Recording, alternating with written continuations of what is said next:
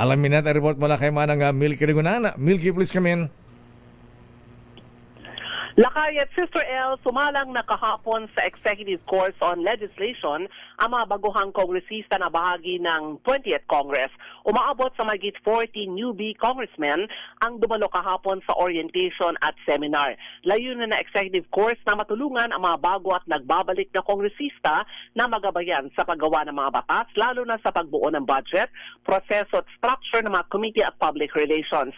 Magkakaroon din ng simulation o mock committee hearing at plenary session. Katuwang ng Kamara sa training ang Center for Policy and Executive Development ng University of the Philippines. Sa unang batch, tinatayo ng 22% ay mga party list representatives at 78% man ang mga district representatives.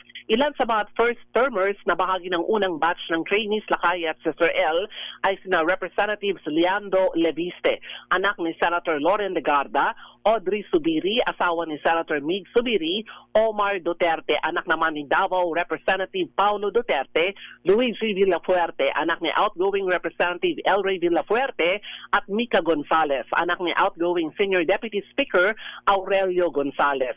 May ilan din na nagbabalik sa Kongreso, gaya naman ni na Representatives Gina De Venecia at si Gil Acosta. Ang Executive Course ay tatagal naman ng 3 araw o hanggang bukas, araw po ng Miyerkules. Ako si Milky Regunana para sa DCRH. Yes, Lakay. Sa mga... Sabi mo, Lakay, walang ino-offer na ganon. Hindi ko lang alam. Sino magagawa ng orientation? Sino siya? Meron silang ini-invite na mga representative, halimbawa mga kongresista na hindi pa gumraduate. Meron din silang mga speaker mula sa iba't ibang mga kumbaga ay field, halimbawa yung paggawa ng budget, etc. Pero katuwang ng House of Representatives dito, Lakay, ay yung Center for Policy and Executive Development ng University of the Philippines o UP.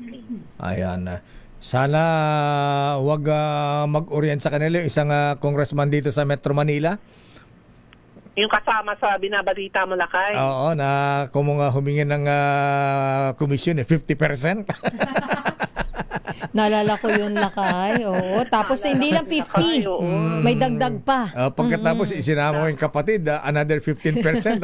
65-35 lang sa project. Kaya ayaw nang gawin. Siyempre, sinong kontraktor papatos doon?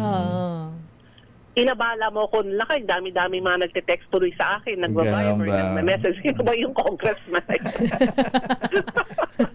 Sabi ko sa kanila, isa lang naman ang payo ko, Lakay, Sister L. Kasi makinig kayo everyday sa damdaming bayan. Yes, dapat. Para masubaybayan nila yung ano natin.